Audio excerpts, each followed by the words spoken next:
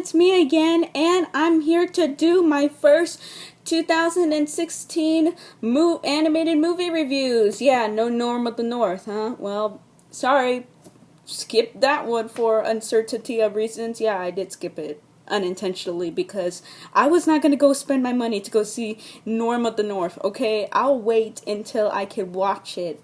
I'll wait till I can, watch it online, and then we'll see how terrible of a movie that is. But we're here to talk about an actual good movie, Kung Fu Panda 3.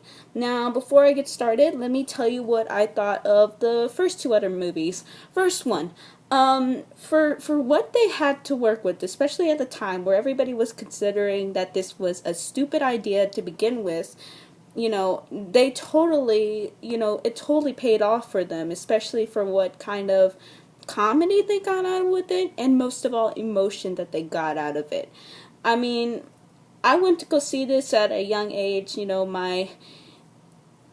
I was not, in the mindset of criticalizing anything, so I was just like, anything I saw, like, I would eat it up like candy. And I liked it when I was a little kid, and watching it again, with my critical hat on, I can see that it still holds up as a really, really fun, comedic kung fu movie. And, it has its own style away from the fact that, it was, Pixar, Disney, DreamWorks, starting to kind of look the same, but this added its own unique cultural style to it, and I really did enjoy it. And it was amazing to look at it the big screen, especially for the time to where people were doubting it, and it ended up being a really good successful movie. Second one, I know people criticize the second one, and because I get some of their points, I get that it's kind of a rehash of the same movie, and as for some people, they can't enjoy another rehash. I mean, if it's done well, if it doesn't even really seem to notice as much, then I'm fine with it. I will let that pass as long as you give me, as long as you give me, just characters that I really love to follow, and as long as you give me good writing too. And I am one of those people who love the second more than the actual first, mainly because of how many dramatic notes they hit.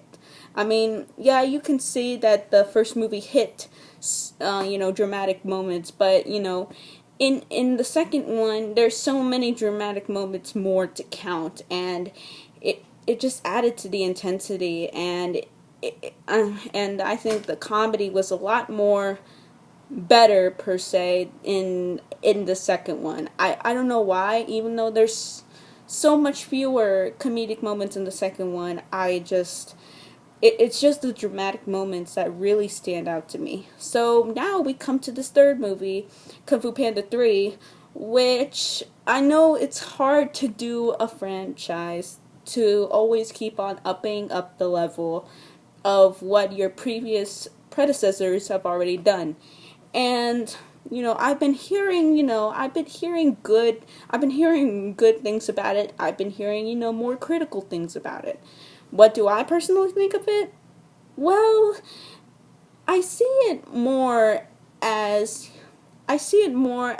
an attempt to making that first movie again, because they said it's more like a comedy of the first movie than the dramatic points of the second movie. And I can certainly see that, because they do try to go for a lot more comedy. But before I get into the whole background of this movie, let me tell you the plot. So pretty much, Poe is pretty much, living the life as the Dragon Warrior, protecting the valley and everything good. And his dad shows up, and he and his dad, have like a nice reunion, while his adoptive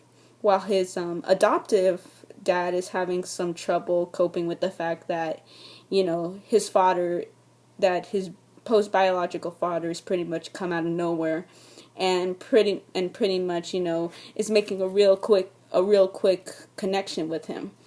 And pretty much, this they go off and they go visit, the place where all the pandas live, and Poe trying to learn how to be like, a real panda, while a villain, seeks his revenge on everybody who did him wrong. So that's a lot that's a lot in a movie to cope with, and if you don't have a good balance of it, it's not going to work.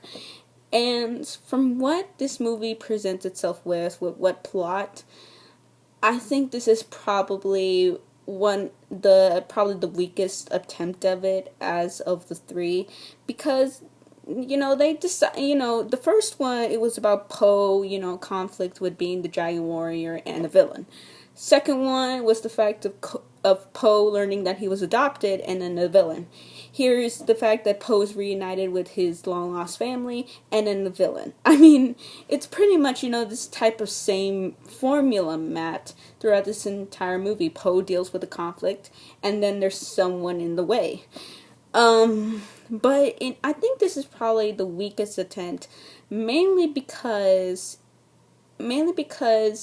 it tries to go for the comedic routes of the first movie, and I could tell, like, some of them made me laugh, some of them I was just kind of awkwardly sitting in my seat, just like kind of half smiling, so I was like, okay, I'm still going with this, but yeah, I know what you're trying to do, but you're just not nailing everything about it.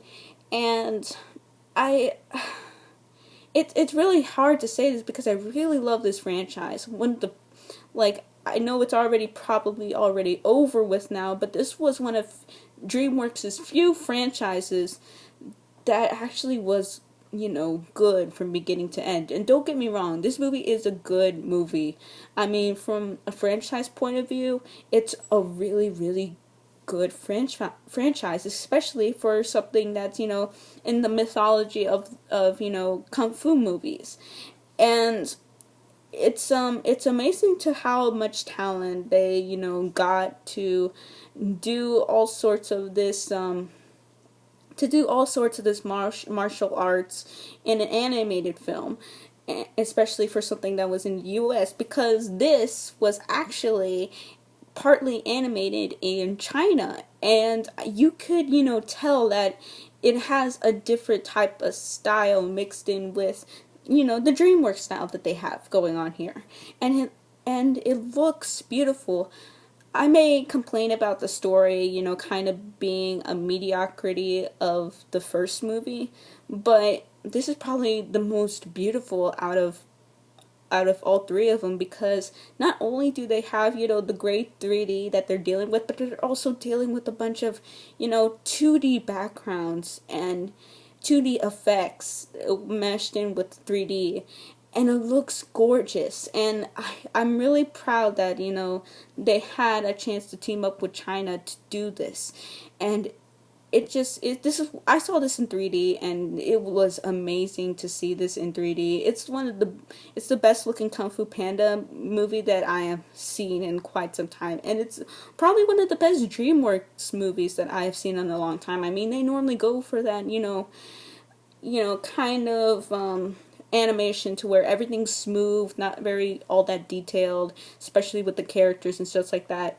Here, yeah, you see a lot of detail. You see a lot of detail on the characters, especially with what kind of firm mechanics they had to go with, and the backgrounds and the layout. I mean, it's all gorgeous. It's all gorgeous to look at, and I wish, the story didn't have to be, kind of, mediocre in its own franchise. I mean, the story is not bad in any way. I mean, it moves at a pretty good pace, but I just wish it wasn't so much of a rehash of, the first movie, and even to the second movie to a certain extent. But out of everything that I've said right now, I might think that it's kind of a mixed review. And I'm not going to give this a very low rating because I really do feel the effort that these guys put into it. And for what they got out, this is pretty impressive. For a third movie to be this good, I mean, normally it takes the second movie to fail, but I love the second movie more than the first. And, for this one, it's probably the one that's, I like the least, but in no way is it a failure because I really do like this one. But for what it had to go through for being the third movie in a franchise, I've seen like animated franchises that just have gone too long.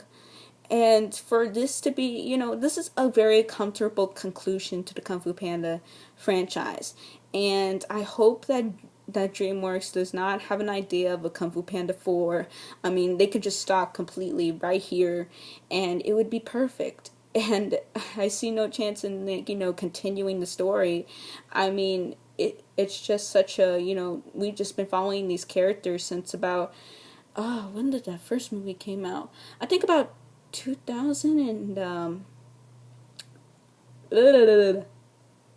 2008, I believe. I think 2008. I need to look up my information, but maybe 2008. If I'm wrong, I'm sorry. It's just been a while since I watched the first movie, but how long we've been following these characters. It's amazing to the fact that a franchise was to remain this good, especially an animated franchise. So, I'm going to give this movie about I mean, for how beautiful it is, and even for, some of the writing in here, which is, still that same Kung Fu Panda writing, I'm going to have to give this about, trying to think. I'm trying to think of what I'm gonna give this movie. I'm gonna give this about,